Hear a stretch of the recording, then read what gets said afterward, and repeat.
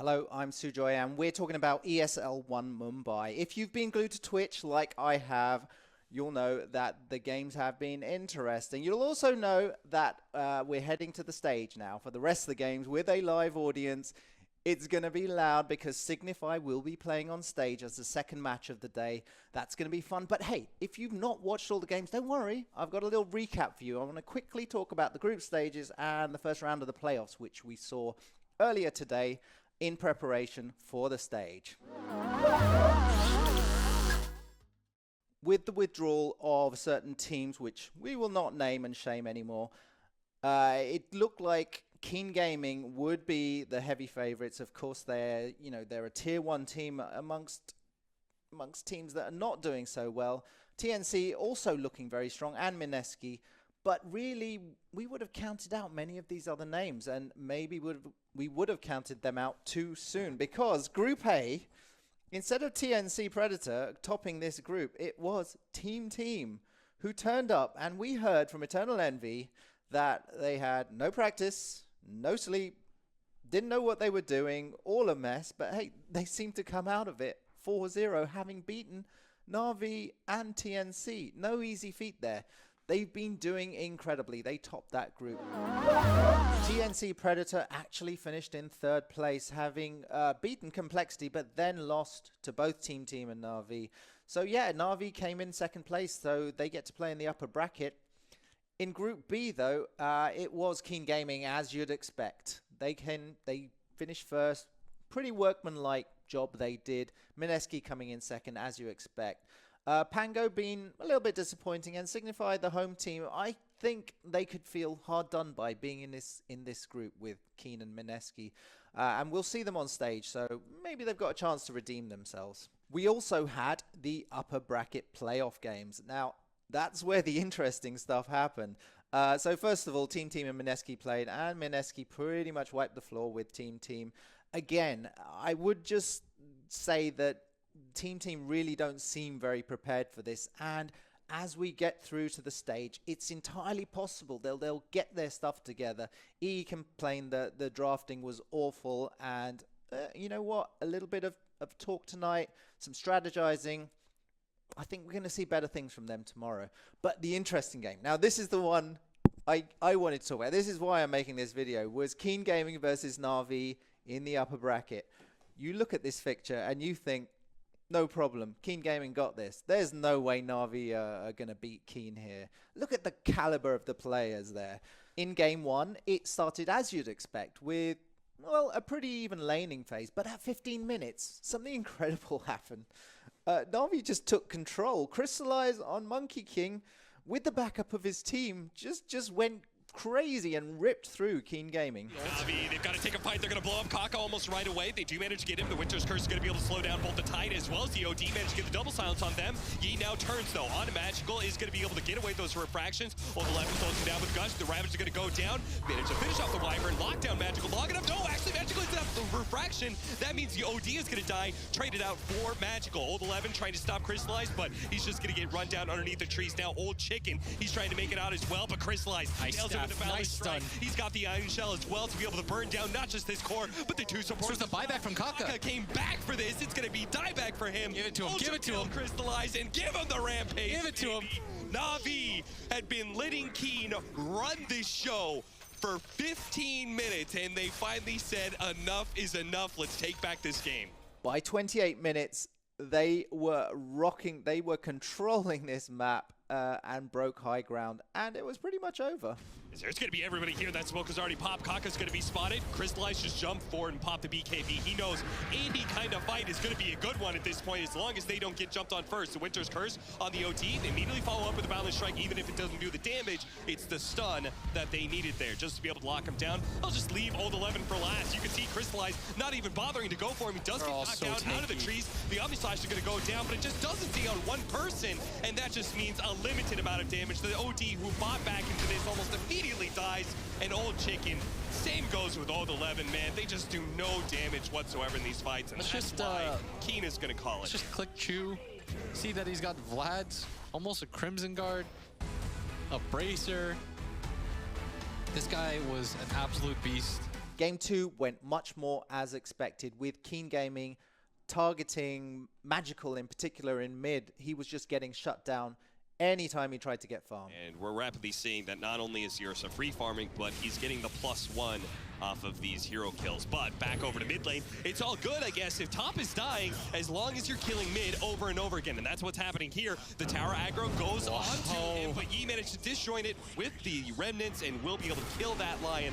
Old 11 got all the space in the world, and Yi, with his great start on mid against Magical, just ran through Na'Vi like a wrecking ball. That game was over before it began. That took us to a deciding Game 3. Now, this was going to be exciting. Now, I would have said going into this game, everyone would have still thought Keen Gaming would have done it. And as it started, it looked like they had it all wrapped up. Blizzy is going to run that Storm Panda out. They're going to be able to go on the Tiny. Oh, while Chicken is actually going to turn and see if he can maybe fight this, trying to protect Old 11 as much as possible. Got an Aegis. Starts laying some damage on a Magical, but oh, nice what a beautiful, that is ult. a sick Static Storm. Crystallize is going to lose his first life, and Magical is going to lose his only life if 11 has any more damage, but he's actually limping away. The support see it though, will be able to finish him off, and Crystallize, he comes right back into his doom. There's nothing he can do to get out of here. And the finish them all. Execute you as well. What a big turnaround from Keen. There were signs of life, though, from Na'Vi, with the Wraith King Skeletons having their own little game, split pushing. Oh, they almost took bottom. They did. Dude, that's what I'm talking about. The Wraith King Skeletons are so good. They're right autonomous, now. man. They're pushing. They just do their thing. But Keen were still looking strong. They were taking great team fights, and this one followed up in an easy Roshan. He's going to run into Crystallize, and that is not the best hero to be able to initiate on. He's got that reincarnation. They're going to try and deal with him as quick as possible. They can get rid of the first one. It's so easy. But Chu is going to be able to get a nice roll into the back line, try and get onto Kaka. Blitz going to join him. The Static Storm is going to whiff completely, and Dark doesn't really get the lockdown he was looking for, but the fight is split enough that they could just turn, focus on Chu. Now they can go for Blizzy as well. Kaka, who's managed to steal the clap, is trying to run away from Blizzy as best as possible. Just out of range. Get out. The kinetic field holds in Blizzy. Don't get clapped. Kaka, get out of there. Come on, Kaka. But they're going to get the Roshan with the Exorcism committal. Keen went on for a high ground push here. Now, this was odd. I have no idea what Na'Vi were thinking of here. They were attacking from a very strange angle, but somehow it worked. And it was an absolute disaster of a push. And what is this? Are Na'Vi like trying to call Keen Gaming's bluff? Okay. They're trying to see if they'd actually Just go going and high ground. gank mid. This is the easiest high ground I've ever seen. And Old Chicken's like, this is a weird thing. They're probably wrapping around on it, so he positioned himself on the high ground. That forces Na'Vi, excuse me, all the way around. And by the time they actually get here, the barracks is almost dead, but so is the death. They managed to get him so quickly. That burst damage, Misha in the back line does survive against they gotta get out now. Initiation. And now Kinetic Field trying to block all these heroes to see if they can get out. Kaka goes for a very optimistic TP, doesn't make it away. And Dark, he's gonna be hunted down by Blizzy as Got 11-2. This is a 4 for nothing. at this point, Keen were starting to worry. It was showing, and they were wondering if they could handle the late game.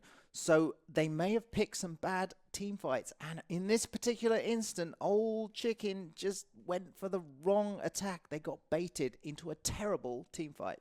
30-minute bounty runes. Crystallize, who has a reincarnation here. A BKB was popped for this. BKB for this. Old Chicken is really trying to push this one. Will be able to take Dim down. Okay, but then you have a Death Prophet with no Exorcism. They're going to pop another BKB now. Okay, they do manage to get a sentry out and catch out Blizzy here potentially. Do they have the sounds to be able to control him? Blizzy's trying to walk back with that BKB still activated on the Death Prophet. It looks like they should be able to get him, but they've already lost the Ursa as well as the Disruptor. Death Prophet's just got to get out of here. Old 11's definitely dead. Nice ice pad. What a beautiful ice pad. The follow-up roll in from Keisha's revenge. What is going on with Keen Gaming? That was the turning point of the game. From there, we saw Na'Vi just group up, pick off a hero every so often, and then go and break the base. There was nothing they could do. There was nothing Keen could do because Na'Vi just stood their ground, took mega creeps, and from that point, it was pretty much over. Okay, the stolen ice path from Kaka will give them a window to initiate on the Templar Assassin. Once again, they're going to try and burn this Aegis as best as possible. Magical, this time will lose it. The buyback comes down from the Death Prophet. They know, especially with another ice path, they're actually opportunity for this one. They're going to be able to get on top of these heroes. No Exorcism. The Exorcism is actually out and doing some decent damage, but he's got to stay away from this Templar Assassin. Ice path, it's going to be able to save Yi for a little bit longer. Can he actually get out? Can he kill the TA? The glimpse back pulls him out, but whack with a big crit. Knocks down the Death Prophet. Ursa's now going to be forced into a buyback as well. A two-man Ice Path. Kaka just keeps laying it down, but his cores, they can't follow up. They didn't have the damage. They're dying left and right, and it looks like Na'Vi at this point, with 80 seconds left on a Death Prophet, they're just going to wipe through the entire base. But that leaves the upper bracket final of Mineski versus Na'Vi. And Keen Gaming are in the lower bracket, and they all have to face, well, Signify are going to play TNC first. And as much as I'd love to see Signify win, and by the way, I'm sure it's going to be incredible when they come on stage. Let's be honest, I think TNC have got this, unless there's an absolute miracle or disaster. We'll see.